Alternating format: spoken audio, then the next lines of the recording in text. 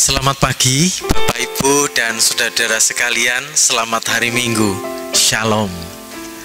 Saudara-saudara, hari ini peribadatan hari Minggu tidak seperti kita lakukan seperti biasanya. Kita bersama-sama melakukan ibadah di rumah kita masing-masing. Ini terkait dengan himbauan dari pemerintah sehubungan dengan penyebaran virus corona yang berbahaya yang sedang melanda seluruh bumi, bahkan juga di negara kita Indonesia. Kita percaya bahwa di mana 1-2 orang berkumpul, Tuhan juga hadir. Amin. Oleh karena itu mari kita bersama-sama kita tundukkan kepala sebelum kita akan membaca merenungkan firman Tuhan. Kita berdoa. Bapa di dalam surga, di tengah suasana mencekam kaitannya dengan penyebaran virus corona yang berbahaya, kami bersama dengan jemaat-Mu datang ke hadirat-Mu mengucapkan syukur melalui waktu dan kesempatan yang Tuhan berikan buat kami untuk membangun persekutuan dengan Engkau. Berkati kami semua pagi hari ini dalam peribadatan kami di rumah masing-masing. Kami sejenak akan membaca, merenungkan sabda-Mu. Tuhan berkati dengan hikmat, akal budi, dan kemampuan, agar firman Tuhan yang akan kami baca, kami dengar, dan kami renungkan bersama menjadikan kekuatan, memberkati setiap kami, bahkan menjadikan pengharapan bagi setiap kami jemaat-Mu. Hamba-Mu yang akan menyampaikan firman Tuhan pagi ini, Tuhan juga memberkati. Terima kasih Tuhan Yesus, demikian doa kami. Amin. Jemaat Tuhan yang berbahagia, pagi hari ini bacaan Minggu tanggal 29 Maret. Bersama-sama kita akan dihantarkan dari bacaan Injil Yohanes pasal 11. Kita akan baca ayat 1 sampai ayat 44. Saya bacakan dari Injil Yohanes pasal 11 ayat 1 sampai ayat 44. Demikian judul perikop hari ini, Lazarus dibangkitkan. Ada seorang yang sedang sakit namanya Lazarus. Ia tinggal di Betania, kampung Maria dan adiknya Marta. Maria ialah perempuan yang pernah meminyaki kaki Tuhan dengan minyak mur dan menyekanya dengan rambutnya. Dan Lazarus yang sakit itu adalah saudaranya. Kedua perempuan itu mengirim kabar kepada Yesus, "Tuhan, dia yang Engkau kasih sakit." Ketika Yesus mendengar kabar itu, ia berkata, "Penyakit itu tidak akan membawa kematian, tetapi akan menyatakan kemuliaan Allah. Sebab oleh penyakit itu, Anak Allah akan dimuliakan." Yesus memang mengasihi Marta dan kakaknya dan Lazarus.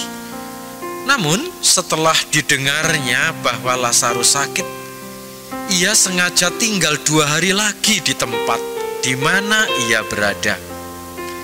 Tetapi sesudah itu ia berkata kepada murid-muridnya, "Mari kita kembali lagi ke Yudea." Murid-murid itu berkata kepadanya, "Rabi, baru-baru ini orang-orang Yahudi mencoba melempari Engkau. Masih maukah Engkau kembali ke sana?" Jawab Yesus, "Bukankah ada 12 jam dalam satu hari?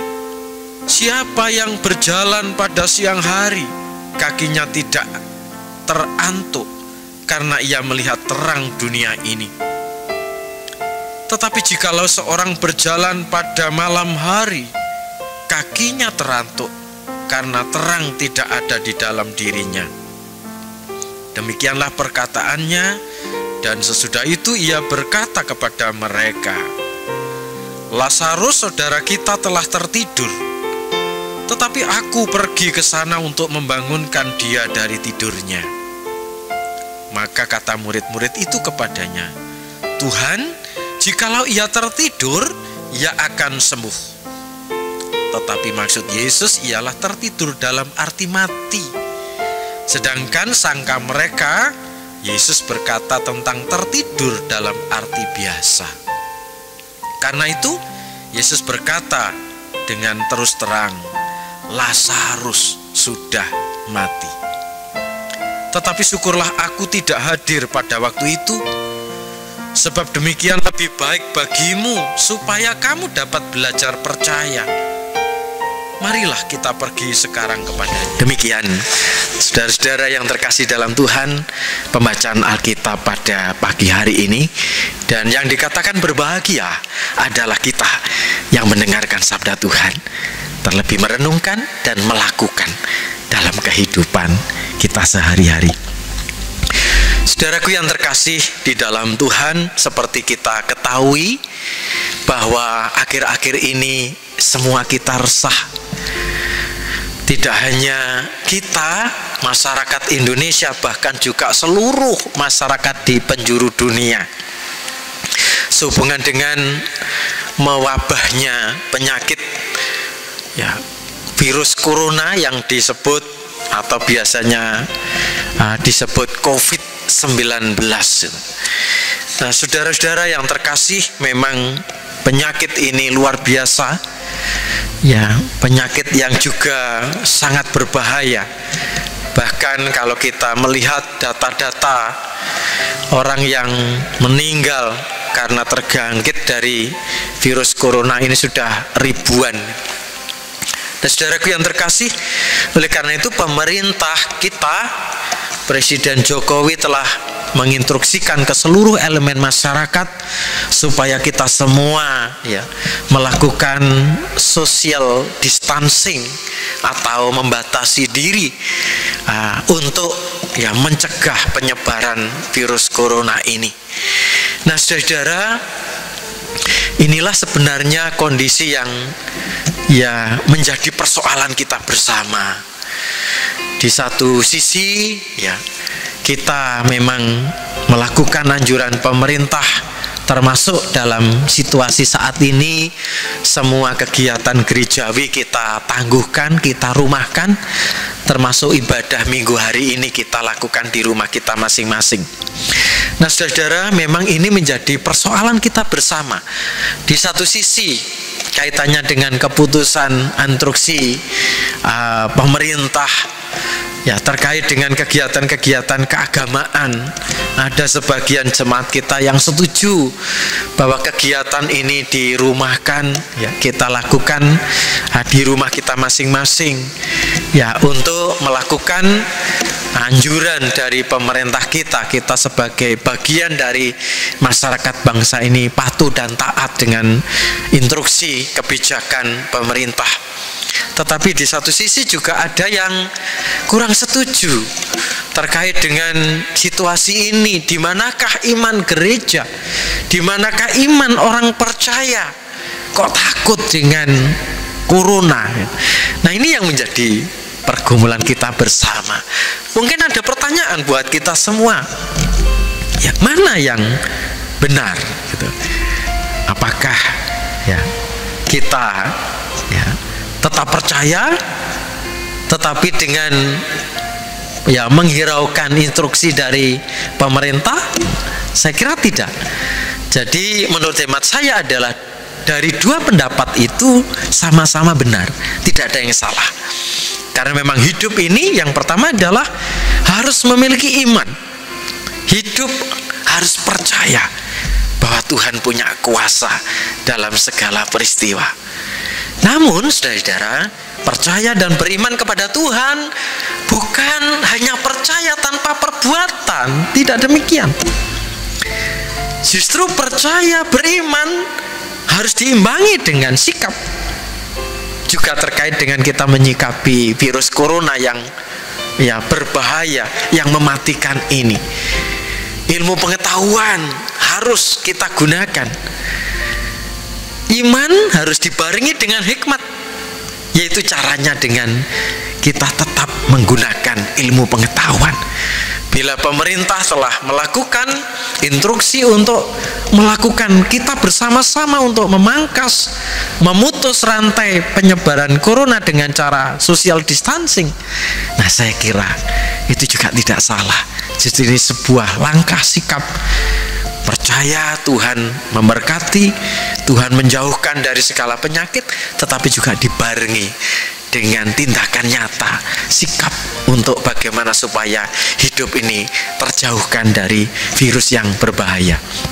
Nah, saudaraku yang terkasih dalam Tuhan, hari ini kita bersama-sama diajak untuk menggumuli kisah bagaimana Tuhan Yesus punya kuasa membangkitkan Lazarus yang sudah mati 4 hari.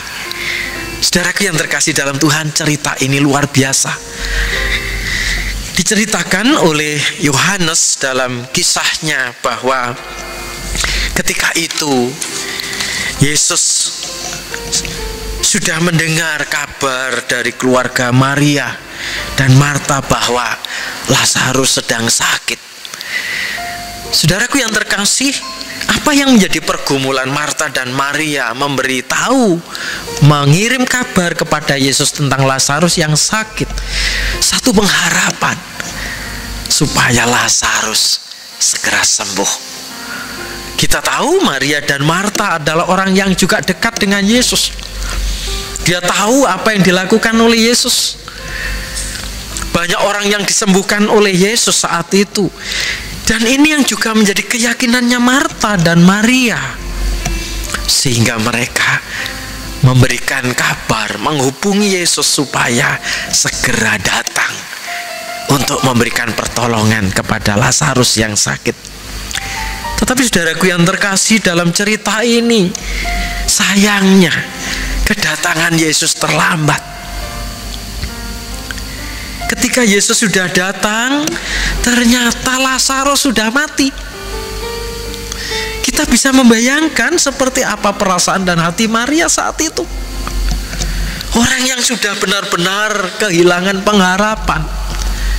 Ketika Yesus datang, mereka menyampaikan bahwa Lazarus yang kau kasihi sudah mati, bahkan sudah dikubur.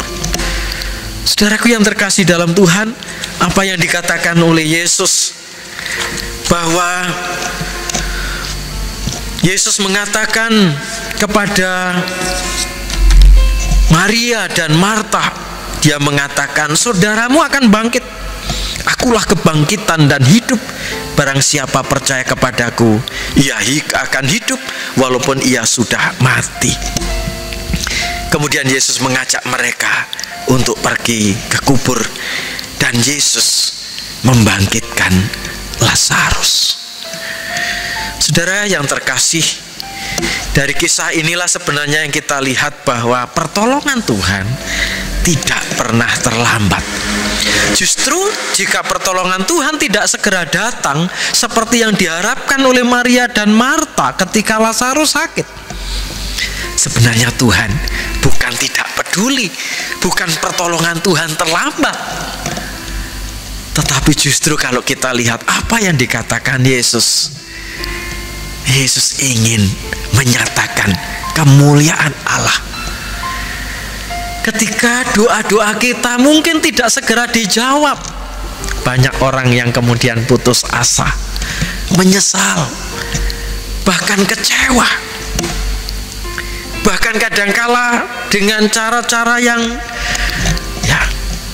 penyesalan itu diungkapkan dengan macam-macam. Ada orang yang tidak mau datang ke gereja karena dirasa Tuhan tidak segera menjawab apa yang mereka harapkan. Tapi